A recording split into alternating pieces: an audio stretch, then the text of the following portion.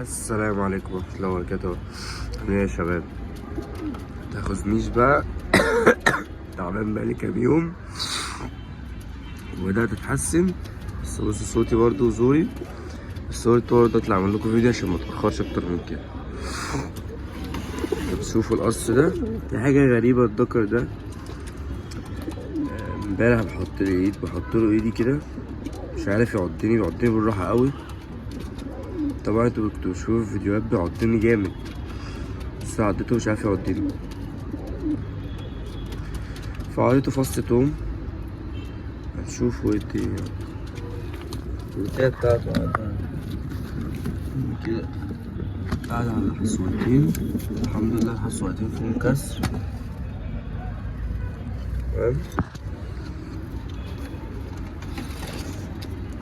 طبعا القص الشغندق ودينا لصاحبه.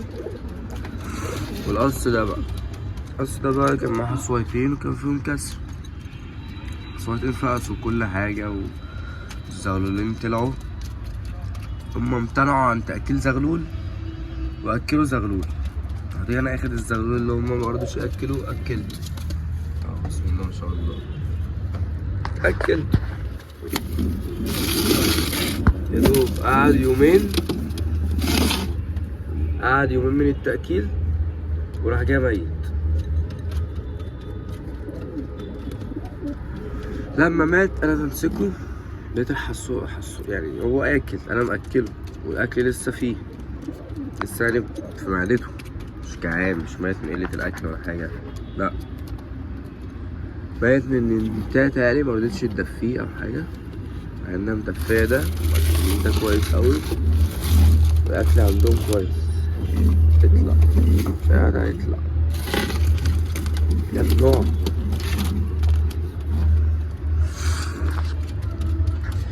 فالقص ده معاه زغلول واحد والزغلول البيضة التانية فقست، بس طلعوا زغلول واحد. تعالوا بس ايه نتلفهم نبقى عشان هما لسه كتير.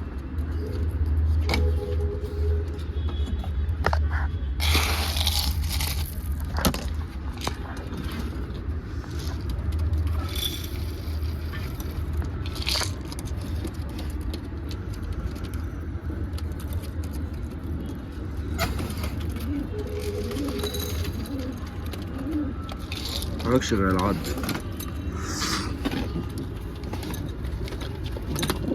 بس بقى طب هو عاوز اسمه لسه.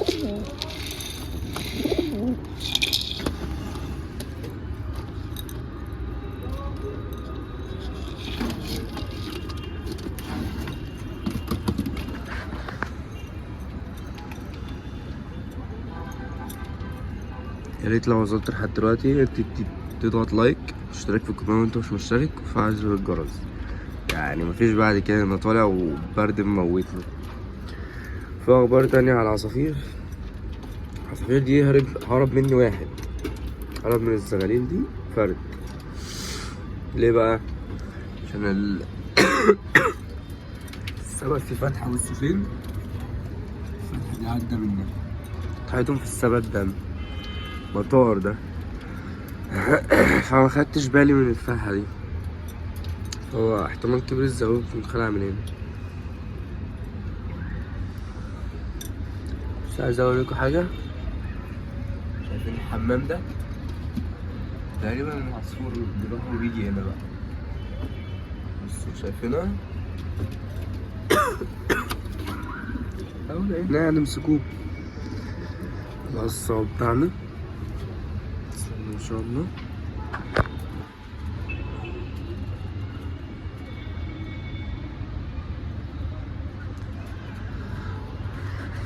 الدنيا تمام يعني على الله. راحت رقدت اهي. ده مشكلة ده، عايز يضربني حتى وانا بره العين.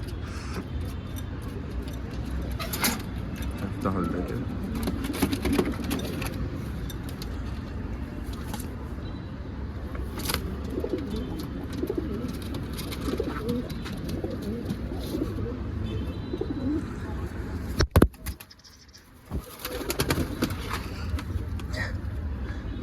يطلع بقى عينك.